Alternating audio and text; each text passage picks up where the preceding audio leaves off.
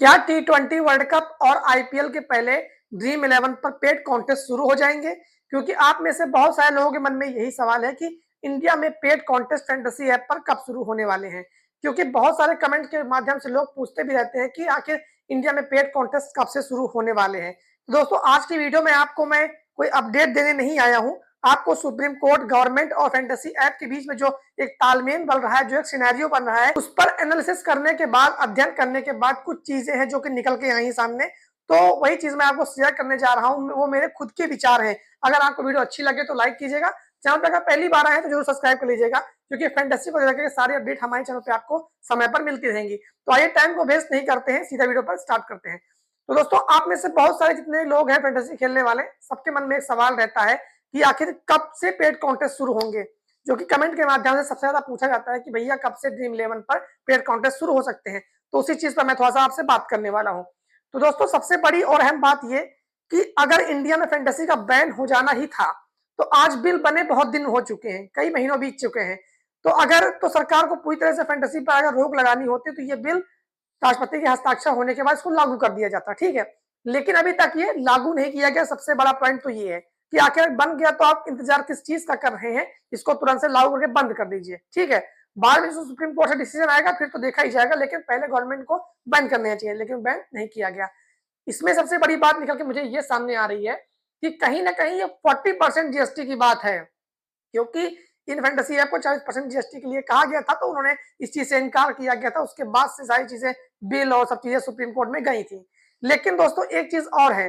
दोस्तों, गवर्नमेंट जो ये बिल लेकर के आई है, उसमें मेन जो मुद्दा है वो ये कहा गया कि हम इलीगल बैटिंग को रोकना चाहते हैं, जिससे युवा गलत रास्ते पर जा रहे हैं, हम उसको कंट्रोल करना चाहते हैं। तो सबसे बड़ी बात, तो जो लोग फैंटेसी अभी तक लीगल थी, जो कि इंडिया को टैक्स दे रही थी गवर्नमेंट को, तो उस पर वो तो खेल लीगल तरीके से खेल रहे थे, ठीक है। लेकिन जब कल को पूरी तरह से फैंटेसी पर रोक लग जाएगी, मान लीजिए कोर्ट की तरफ से भी रोक लग जाती है, तो उसके बाद इनको मैनेज कौन करेगा? क्योंकि जो खेलने वाले यूजर हैं वो तो 100% इलीगल बैटिंग साइट पर ही जाएंगे, क्योंकि जिनको खेलने की आदत होती है वो कहीं ना कहीं जरूर खेलेंगे, चाहे वो लीगल हो चाहे फिर इलीगल हो। और उसको गवर्नमेंट काबू में नहीं कर पाएगी, कभी नहीं रोक पाएगी, क्योंकि जो इलीगल जो बैटिंग साइट होते हैं उनके सर्वर होते हैं इंडिया के बाहर, ऑपरेट करते हैं वो इंडिया में। तो वो आपको डायरेक्ट ना कभी टैक्स देंगे, ना कभी टीडीएस देंगे, ना आपको जीएसटी देंगे, कुछ भी आपको नहीं देंगे, लेकिन इंडिया में उनका व्यापार चलता रहेगा इलीगल तरीके से। हाँ, इंडिया में तो बहुत सारी चीजें बैन है, जैसे कि आप बात कर लीजिए कि पॉलिथीन पर रोक लगी थी, लेकिन पॉलिथीन आज भी बाजार में चल रही है कि नहीं चल रही है। एक बैन इंडिया में और लगा था टोबैको प्रोडक्ट्स को लेकर के, वो भी चीज सारी चीजें चल रही है। तो दोस्तों, जब कोई चीज बैन होती है तो उसका अल्टरनेटिव भी आ जाता है। इसी तरह इसी के साथ फैंटेसी के साथ भी हो सकता है, क्योंकि अभी तो आप फैंटेसी को बैन कर देंगे, लेकिन कल को अगर कोई इलीगल तरह से बैटिंग साइट आ गई, वो खिलवाने लगी, तो सरकार इतना ज्यादा उसको रोक नहीं पाएगी। उसके बाद तो फिर चीजें आप जानते हैं किस तरह से चलती रहती हैं। तो जो मैंने आपको एग्जांपल दिया पॉलिथीन का और टोबैको प्रोडक्ट्स का, तो वैसे ही कुछ हो सकता है इसका अगर हो गया तो। बाकी सब कुछ करना तो सुप्रीम कोर्ट के हाथ में है। अगर सुप्रीम कोर्ट का डिसीजन आ जाता है तो बहुत अच्छी बात है। अगर गवर्नमेंट इसको बैन करना चाहती है तो जो बिल लेकर के उसको लागू कर दें। ये बीच में जो रोकने वाली बात है ये थोड़ा सा हजम नहीं होती है। वो भी फैंटेसी आपको ये कहा गया कि इनके पेमेंट गेटवे बंद कर दिए गए, उनको इलीगल करके तुरंत सर्वर डाउन करने के लिए नहीं कहा गया कि आप ऑपरेशन आप अपने सारे बंद करिए, ऐसा कहीं नहीं कहा गया। इसलिए एक उम्मीद जगती है कि हो सकता है कि इन फ्यूचर में अगर चीजें बदलें तो फैंटेसी फिर से स्टार्ट हो जाए, जिसके हाईली चांस है, क्योंकि आईपीएल एक बहुत बड़ा दोस्तों टूर्नामेंट होता है, वर्ल्ड में सबसे बड़ी लीग है हमारी आईपीएल।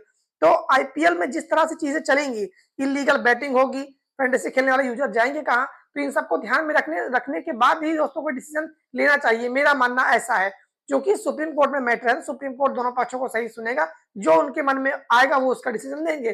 तो मुझे नहीं लगता है, क्योंकि एक बार सुप्रीम कोर्ट इस चीज को स्किल बेस्ड गेम मान भी चुका है, तो बार बार तो सुप्रीम कोर्ट अपनी बातों से नहीं पलटने से रहा।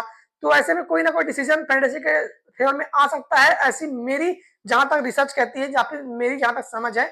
मुझे ऐसा लगता है कि फैंटेसी इंडिया में बैन तो नहीं होगी, रूल्स रेगुलेशन थोड़ा सा हार्ड हो जाएंगे, लेकिन फैंटेसी को बैक करना चाहिए।